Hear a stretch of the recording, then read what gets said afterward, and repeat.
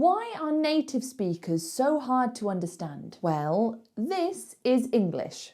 I was doing a play in third year of drama school. This is also English. People are beeping at you and you're trying to navigate around all the cars, and especially in London, in any kind of big city, it's just awful. And this is also English. But my older brother sometimes would pull pranks. He was a bit of a prankster. He liked to pull pranks on me and try to warm me up or whatever. Let me help.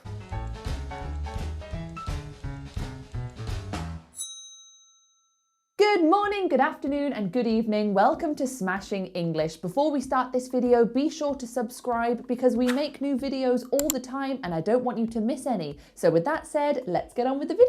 Today, I'm going to be helping you to understand native speakers. Now, we're going to be focusing mainly on native speakers from the UK, but trust me, this will help you understand lots of different types of English. What I'm going to be giving you today is some varied listening practice. Too often, English learners do not make their listening practice varied. They just listen to the same type of English again and again. So I am going to give you 3 stories that I recorded, and we've got an easy level, medium level, and hard level. Okay, so the easy level, I'm just going to be talking like this with a kind of standard English accent. I'm sure you are very familiar with this accent. It's probably one you've heard quite a lot, so it should be the easiest one for you. The medium level, I'm going to be doing an Essex accent, okay? Now, it's not a perfect Essex accent. I'm not from Essex, but it's definitely very different to the standard English. And finally, the hardest level is with a very, very thick Black Country accent. Again, not a perfect Black Country accent. This is not about the accents being perfect. It's about seeing if you can understand English in lots of different ways. So let's listen to story number 1. This is the easiest level. See how much you can understand. If you don't understand a lot of it, don't worry. I will be there to help you. Take it away, me. Have I not told you this story? Right, okay, so I was doing a play in third year of drama school, and it was St. Patrick's Day. I remember it was St. Patrick's Day because this is important. And I had some skinny jeans because I was still wearing skinny jeans at the time, and I went to pull on my skinny jeans and they're tight. Skinny jeans are really tight, and my foot got caught in the bottom of the skinny jeans, and because they're little, the hole for your leg is about that big, so my foot was caught in it. So normally if my foot got caught, I would just pull up my jeans like this, like one quick yank.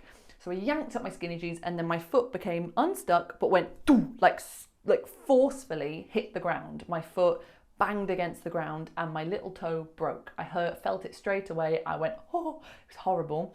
And my toe went black. And then, and we had to go and get a new phone for me because my phone was broken. And I couldn't walk 10 minutes to the phone shop because I was in so much pain. So we had to get a taxi, and then we got stuck in traffic because of the St. Patrick's Day parade. So I was sat there, broken toe, phone didn't work, St. Patrick's Day people walking all around the car. It was not a fun day. So yeah, you can break your toe by putting skinny jeans on. How was that? Did you understand all of it? 90% of it? 100%? Let's look at it in a bit more detail. The main difference between how I speak in these videos and how I spoke in that story is mainly speed, and I do a lot more linking in that story. So I link words together. This is always tricky when you're listening to a native speaker because suddenly 2 words can sound like 1 word. So let me draw your attention to some of the linking that I did. It was St. Patrick's Day. I remember it was St. Patrick's Day. I remember it was St. Patrick's Day. It was St. Patrick's Day. I remember it was St. Patrick's Day. Do you see how I take that R and I put it onto it? So I actually say writ. I remember writ. That's very confusing if you're expecting me to say, I remember it. If you're expecting to hear a pause in between the words, it's going to be very confusing when I say, I remember it was St. Patrick's Day. So what we're doing here is we are doing a linking R. So in a standard English accent, which I am speaking with in this story, we only pronounce R's if there is a vowel after it. Okay, that's the general rule. However, when we have a word like remember, there's no vowel after that R, so we don't say it. We just say remember, remember. However, double however, when you have a vowel that starts the next word, so remember it, if I want to link those two words together, I have to pronounce the R. Remember it, because suddenly there's a vowel there. So we have to follow the rule. We pronounce the R if there is a vowel after it. So it becomes remember it. The next link I did was pull on. And I went to pull on my skinny jeans. So I've got the word pull and I've got the word on, but I'm not going to say pull on. I'm going to say pull on, like it's one word. Pull on, pull on. The main idea with linking most of the time is you are taking the ending of a word and you are putting it on top of the beginning of the next word. So instead of saying pull on, we're going to say pull on. I felt it straight away. I felt it straight away. I felt it straight away. I went, oh. I could say I felt it straight away. But then I would sound like a robot. I would sound like ChatGPT, okay? So what I do is I link it all together. I felt it, well, hey, I felt it straight away. Can you hear those T's being carried over to the next word? We are not putting a gap there. I felt it straight away. So the best way you can understand someone when they link words is for you to understand how to link words. So if you become an expert on linking sounds and linking R's and all of that, when you hear it, it's a lot less foreign. It's a lot less weird when you hear it. So you need to learn how to make these linking sounds so that when you hear it, it doesn't feel as crazy. Another thing I do in this story that might be confusing when you listen to it is I drop my T's. This is super common, not just from people in the UK, but from people all over. The T is becoming a consonant that we don't like. We're changing it. Americans turn T's to D's. British people just drop T's. So you've got to kind of become an expert on the letter T. So what I do, because it's my habit,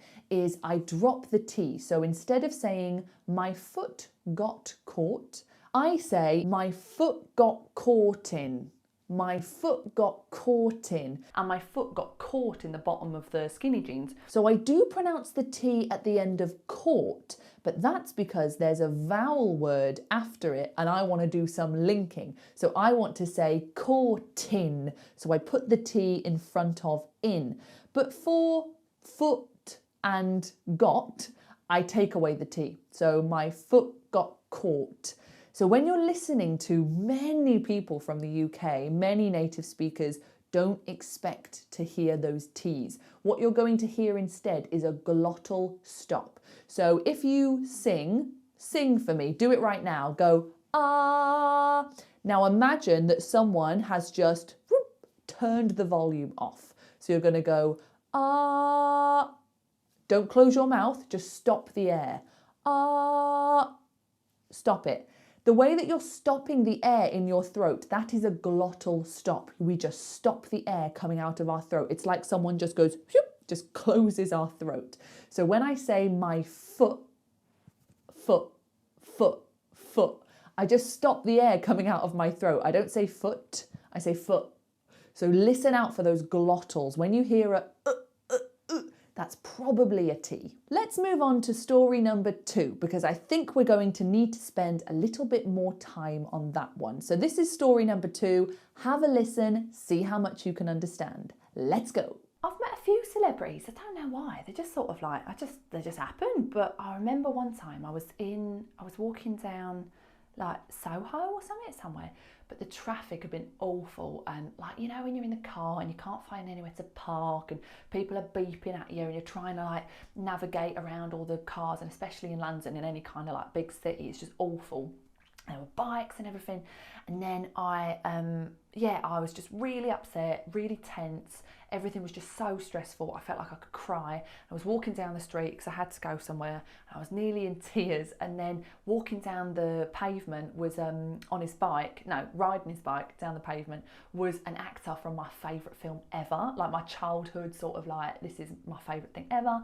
He was riding his bike down the pavement, and I went, I know who you are. And he went, do you? And I said, yeah, you're Martin from The Parent Trap, which is my favourite film ever. And he was so nice, and we just spoke for like 10 minutes, and it was lovely, and it made my whole day better. So I think, you know, he was sent from the universe to make my day brighter, and it was lovely.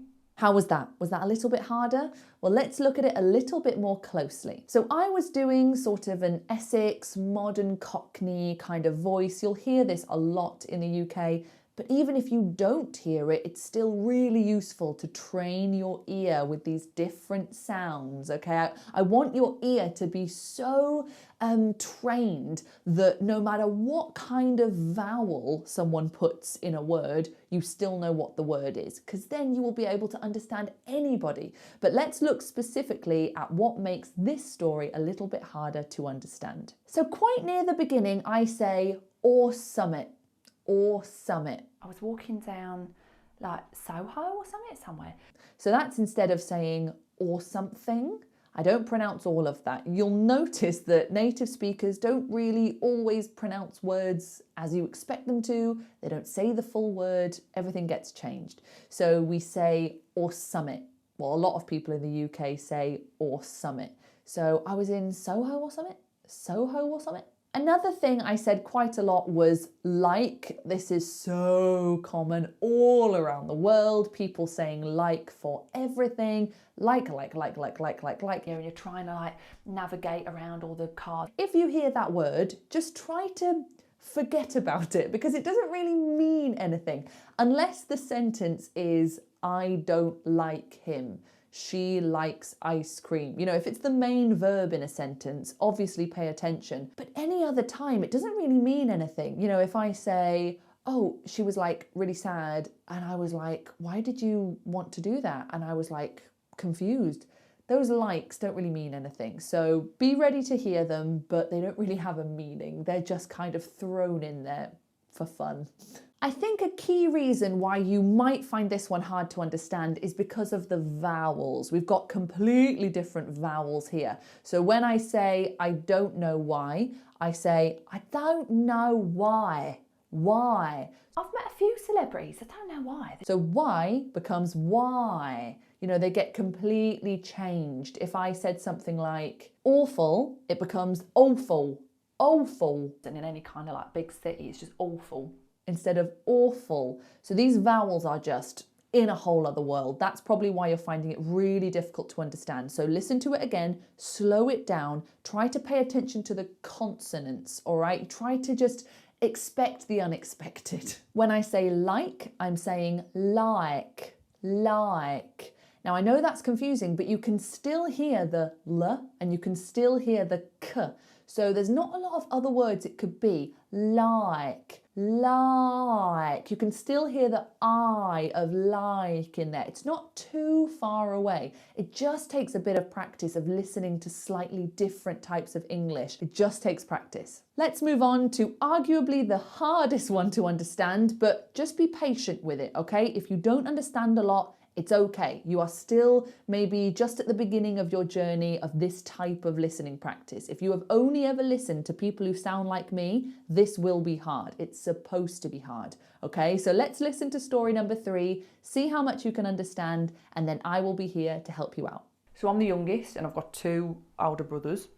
I've got one who is like 10 years older and one that's 6 years older, and growing up we never fought, never, verbally, physically, not at all, never fought, very calm. But my older brother sometimes would pull pranks. He was a bit of a prankster. He liked to pull pranks on me and like, you know, try to warm me up or whatever. And I remember one time I was at a school disco and I had a lovely dress for my school disco. It was lovely. I had like a flowery dress on, and my younger brother had gone to pick me up, and my parents were, I think because my brother was so much older, he looked after us sometimes. So my parents were away. My younger brother came to pick me up from the school disco. I came back, and when we came back to the house, there was like a ladder going up from the floor to the window, and the window was open, and there was like our television on the floor outside. The door was open. Robbery, right? It looked like there'd been a robbery. Someone had broken in. There'd been a burglary. I started crying, sobbing. We're like, what are we going to do? My brother's there, like, I don't know, what do we do? There's a burglar in the house, what do we do? And then my older brother came out to the house and went, oh, sorry, Laura, I didn't think you'd be here. I was hoping it'd just be your brother. I was trying to pull a prank on your brother, and I didn't want you to be here because it's too scary for you. So he just wanted to prank my younger brother, but he wasn't expecting me to be there. So instead of having like a fun prank between two brothers, you got me crying, 6-year-old, terrible, traumatic, awful. How was that? Was it okay? Okay, good. Let's talk about it. So this is probably an accent you're very unfamiliar with. It's not highly represented in the media. The closest is probably Peaky Blinders, maybe. But even that, it's much more Birmingham than Black Country. But it doesn't matter, okay? I am not here to teach you how to understand or do a Black Country accent. What I'm here to do is I'm here to open your eyes to all the different ways that English can be spoken, okay? It's not always like me. And that's why it's always so hard to understand native speakers. So let's get into it. Why was that so hard to understand? Well, first of all, I was using more phrasal verbs and phrases that you might not know. For example, I say, wind me up, you know, to wind me up, to wind someone up. Now, if you don't know what that means, when you hear me say that, your brain is just going to go, what? What? So winding someone up just means annoying them, like in a fun way, maybe poking them, just making them annoyed.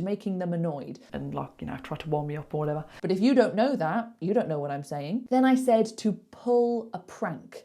He liked to pull pranks on me. And when we pull a prank, we do a joke on someone. We maybe, I don't know, pour water down their back, or put something spiky on their chair, so when they sit down they go, ah, you're pulling a prank. Now, if you don't know that we use the verb pull with prank, when you hear pull, you're going to be very confused. Why are you talking about pulling? What's going on here? Pulling something? So obviously a huge bit of advice I have for you is you need your vocabulary to be as big as it possibly can be. The more words you can learn, the more phrasal verbs you can learn, the better. And don't just stick to Cambridge English books. You know, obviously you will learn a lot of English from those types of books, but make sure you're listening to real people speak. Make sure you're listening to podcasts where people just say the words they want to say, and maybe they'll say something that you'll never hear again in your life, but you might, so it's good to know. So really listen to real people, read books where the author likes to reflect real speech. I'm sure if you go on the internet and type in something like books using colloquial modern English, anything you can do to expand your vocabulary will really help with your listening skills, okay? Because you're already confused by their speed and the linking. You don't also want to be confused by the words they're saying. So you have complete control over learning vocabulary. So if you know all the words they're saying, then you just have to worry about following the vowel shifts and everything like that. Speaking of vowel shifts, obviously the vowels were very different in that story. I said things like window.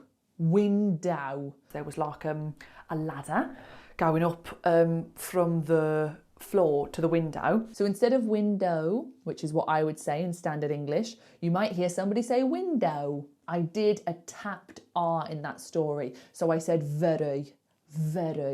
Not at all, never fought, very calm. In places like Scotland, Liverpool, Birmingham, you might hear these tapped R's. So if you're expecting to hear very, it might become very. very. So what's the best way to use these stories to help you the most? So what I would suggest is take the stories that you find challenging. Maybe it's all of them, that's okay. Choose one to start with and listen to it 5 times. 5 times. If you want, you can play it the first time on a slower speed. So listen to it more slowly. You can even read the subtitles if you want. There will be accurate subtitles on this video, so you can even look at the subtitles if there is something that you just do not understand. Listen to it 5 times. Write down any of the areas, any of the points in the video where you're really struggling, and then focus on those points. Look at the subtitles. Read what I'm actually saying, and then listen to how that's coming out of my mouth. Become a detective, like you've got a magnifying glass. What is it about what I'm saying and how I'm saying it that is not making sense to you? Is it the fact that I'm mumbling? Because I mumbled a lot in that last one. I was kind of mumbling like this. If it's because I'm mumbling, you need to find some people to listen to who mumble. Okay, that's your goal. You have to listen to mumbly people because clearly that is the thing that is quite difficult for you. Stop listening to the same types of English. It is not going to make you brilliant at English comprehension because you're only listening to one type of person. I hope this was useful for you. Please don't get overwhelmed if you listen to these stories and thought, I don't understand a thing. It's okay. You've got plenty of time. There's plenty of resources to help you. If you enjoyed this video, please give it a like. If you would like to follow us on Instagram, you can do so there. And if you would like an online one-to-one English lesson with me or my partner Bez, the link for that is down below. Thank you so much for watching, and I will see you next time. Ta-ta!